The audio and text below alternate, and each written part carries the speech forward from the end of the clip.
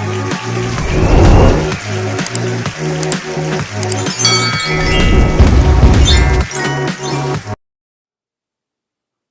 makontrobersyal na sinampalukang manok ng mga taga-Marikina. Alam niyo, ito'y aking sinangguni sa isang samahan sa Facebook ng mga taga-Marikina. Hindi lang po ito basta samahan.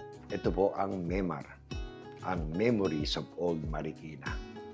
Kami po ay magkakamag-anak, magkakapitbahay, mag-classmate, kumpare, kumare, kami po ay magkakaibigan. Ito po ay isang grupo na nagmamalasakit sa sinaunang kultura ng mga taga-Marikina. Ang sagot, kontrobersyal. Ang sinampalukang manok, hati, may luya at walang luya. So anong gagawin natin ngayon? Naway, huwag kayong magagalit sa akin kung ang gagawin kong pagluluto na sinampalukang manok ngayon ay walang luya. Yan po ang sabi ng nanay ko. Yan po ang akin nakalakihan. Pero ang bilin niya, anak, pag nagluto ka na sinampalukang manok, nasa pagsasangkutsa yan. Kailangan maganda ang sangkutsa mo ng manok sa patis para mawala ang lansa. Pero isa lang ang sigurado ho. May luya o wala ang luto ng mga taga-Marikina sa sinampalukang manok, masarap pa rin. Simulan na natin to. Mainit na mantika, 2 tablespoons. Bawang. Iba-brown na agad natin yan. Ang ganda agad ng ating apoy. Isusunod ko na agad maya-maya ang ating sibuyas. Again, sabi nga ng nanay ko, lahat ng masarap na putahe o iluluto mo, depende yan sa sangkutsa mo. Huwag mong mamadaliin. Kailangan tumalab ang lasa ng mga sangkutsa mo. Ayan na. Sibuyas.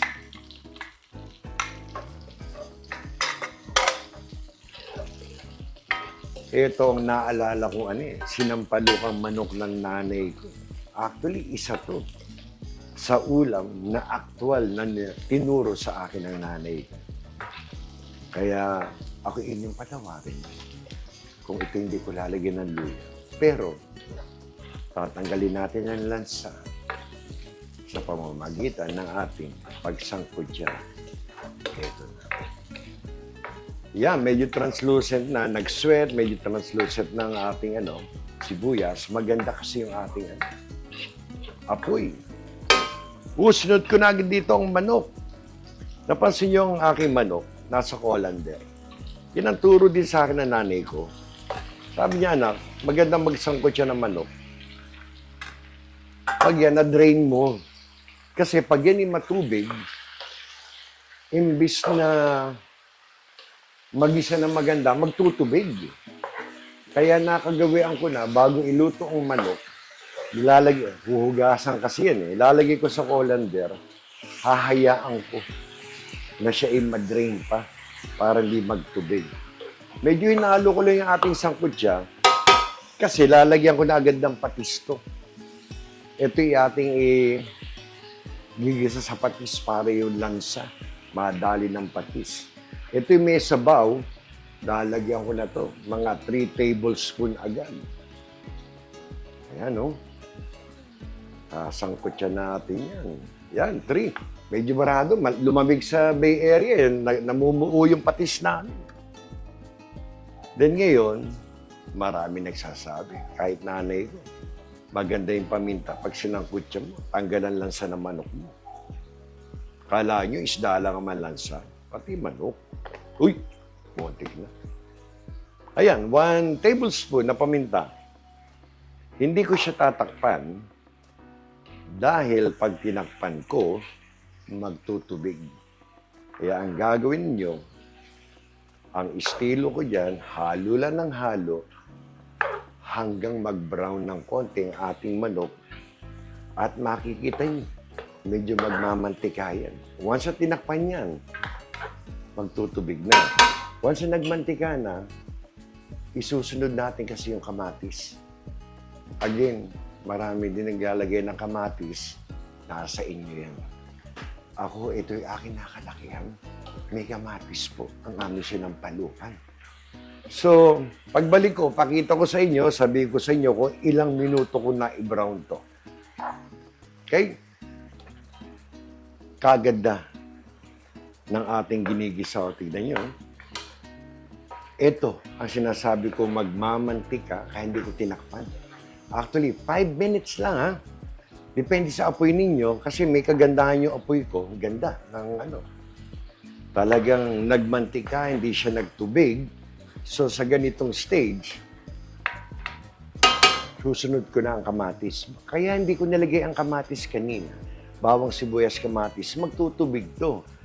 Mahihirapan ako makuha yung ganitong klaseng sangkutya na nagmamantika. Kasi magtutubig agad siya. So ngayon, eto na. Lagay natin. So, eto na ang ating kamatis. Ayan. So, haluin uli natin. Pero bago natin takpan ito, para masangkot siya, lalo na maganda, lalagyan ko ng etong ano natin, itong ating chicken powder. By the way, habang ako'y nagsasangkot siya dito, ayan, 2 teaspoon. Habang ako'y nagsasangkot siya, gusto ko sanang batiin, i-shout out etong si Kusina ni Junior. Alam niyo, mahusay magluto. Lagi ko rito sinusubaybayan. Every now and then, nakakaano ko naman, pag nagko-comment kami, si Kusina ni Junior, saka yung kanyang mga followers, kamusta kayo dyan? Kayo mag-iingat. Ito yung nasa Middle East. At kasarap ng kanyang mga lutuin. Sana balang araw, tayo magkita. At isa pa, etong si George, na hindi ko malaman ang kanyang apelido, kung Omain o Omini, 135, yun ang kanyang ano. Salamat sa magagandang komento mo, sa mga inspirational comment na binibigay mo. Ito mga komento na katulad mo, na talaga naman ako'y ginaganahang patuloy magluto. Ito na ngayon, nilagay ko na yung kamatis. Nilagyan ko ng chicken powder para lalong tumalab yung ano niya. Ito ngayon, ang turo ng nanay ko. Ewan ko kung anong estilo ninyo. Sabi ng nanay ko, habang sinasangkot siya mo na, ito na yung kamatis, ilagay mo na yung ano, dahon ng sampalok para pang-alis lansa pa rin. Ito po, ganitong karami ilalagay ko. Yan. Alam nyo, kung napansin nyo, iba ang kulay ng dahon ng aming sampalok. Sa Bay Area po, wala pong available na fresh. Nasa bote po ganito. May pagka-pickled, nakababad na sa water with salt. Pero ito hindi natin maikukumpara sa sariwang dahon ng sampalok. Pero nakakaasim din. Kaya ang ginagawa namin, naglalagay pa kami yung pampaasim na powder. So eto, naku, naaamoy ko. Kahit siya'y nasa bote na dahon ng sampalok, naaamoy ko na agad yung dahon ng sampalok sa gisa. Ngayon, eto pa ang isang turo ng nanay ko. Pag sinangkutsa mo na ang iyong sinampalukan, isang kutsa mo na rin sa sinigang powder para lahat yan tumalab. So, ilalagyan ko ng isang pack agad. Medyo kabisado ko na ito eh. Yung dami ng manok nang isasabaw ko, naadyan na. Okay, nilagyan ko ng isang pack ng sinigang mix. Hahaluin natin ngayon. Nakikita niyo ba yung ganda ng ating sangkutsa? Patis, pepper, tapos nilagyan ng chicken powder. Pagkatapos, ito na yung dahon ng sampalok. Nilagay na yung sinigang mix. Mawaan lang niya. Di talaga namang pinupuruhan natin yung manok. Hindi mo na ako magsasabaw. Hahayaan ko. Yung purong sangkutsa na yan. mabugbog ang aking manok. Medyo hihinaan ko naman ng konti. Hinaan ng konti. Pagbalik ko, siguro in about 5 minutes, sasabawan na natin. Kanyang kadaling iluto yan. 5 minutes again. Alam nyo, marami nagtatanong nito itong aking lutuan. Gamit na gamit ko. Ito po, Hexclad. Available naman to online. Maganda naman. Ilang taon ko na akong gamit to. Tulad dito, ha. Hindi umiinit yung hawakan. O, tulad yan. Papaalisin natin lahat ng mga lansa dahil ang ganda ng sangkotya natin, 5 minutes, eto na. Shoo! Ayun na po yung lansa, umalis na. Ang ganda, oh. Nag-aalim po yun. Ang ganda ng ating sangkotya. Malay ko naman, nag-aalisan na lahat ng mga malalansang ng manok. Ayan, oh. Naku po. Naligis na lahat ng dapat maligis. Alam niyo, lalagyan ko muna ng tubig. Ang bilis yung lutuin ito, eh. Ito, 3 cups. Alam niyo ng aking tumbler, sinukat ko, 3 cups. Tatluhin muna natin 3 cups. Ayan. Para ang ganda na sa 3 cups, yun. Tatluhin muna natin. Madaling magdagdag, eh, kasi sayang yung lasa ng manok, eh. Alam niyo, pag ito, pinakulong ka ng mga 10 minutes. Lalagay ko lang yung gulay. Luto na. Ganun kabilis. Oh.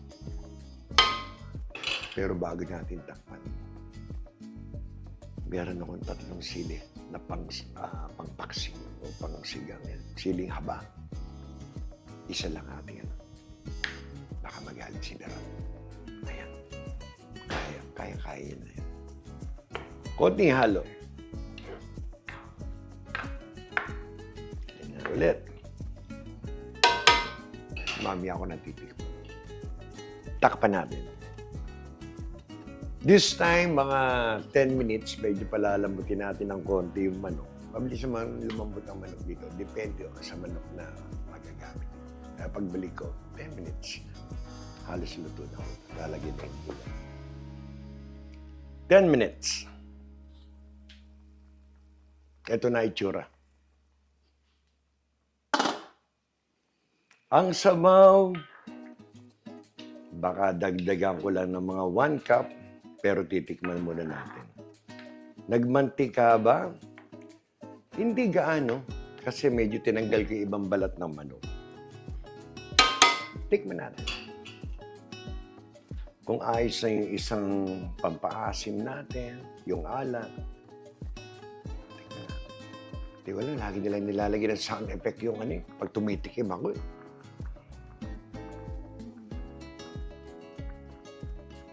Sakto. Wala na akong ilalagay na alat, pampaasim. Sakto na sa akin to. Pati yung konting anghang ng sili. Yung sabaw, hindi na siguro. Kagandahan na yun. Maaaring hindi ko nalagyan ng sabaw. 3 cups lang nilagay natin dyan, ha? So, eto na agad. Ito lang naman ang gulay nito. Yung iba, naglalagay ng talong. Ang nanay ko, sitaw lang. Pero ito, green beans ang ilalagay ko. Hindi ako nakadali ng sitaw, eh. Masarap din ang green beans. Malutong. Kahit medyo pangalawang init na, ang ganda pa rin. So, ayan lang. Ihahalo nyo lang yung green beans. Gusto nyo lagyan ng talong. Kung anong gulay ang gusto ninyo. Pero okay, yan nakakalakihan ko. Sitaw lang, nilalagyan ng nanay ko. So, eto. Tatakpan lang natin to. Mga 1 minute or 2. That's it. Done. Kainan na. Sarap nito. Patis, saka sili, sausawan, saka ganyan maasim. Pagbalik ko, done na. 1 minute. Half cook na yung ating green beans kasi pag tinakpan ko ulit ito, maluluto na yan. This is done. Okay na to. Ang makontrobersyal na sinampalukang manok ng mga taga-Marikina. Plating ko lang para makita ninyo. And that's it. Ang sinampalukang manok ng mga taga Marikina na walang luya. Kasarap, kami po'y kakain na. Gusto ko lamang ipakita sa inyo, napakaganda, napakabango. Lagay natin dito. Tayo magpasalamat. Muli, isa na namang mapagpalang araw para sa inyong lahat. Salamat sa Diyos. Tayo may masarap na sinampalukang manok. Kayo po'y mag-iingat. Muli, salamat po.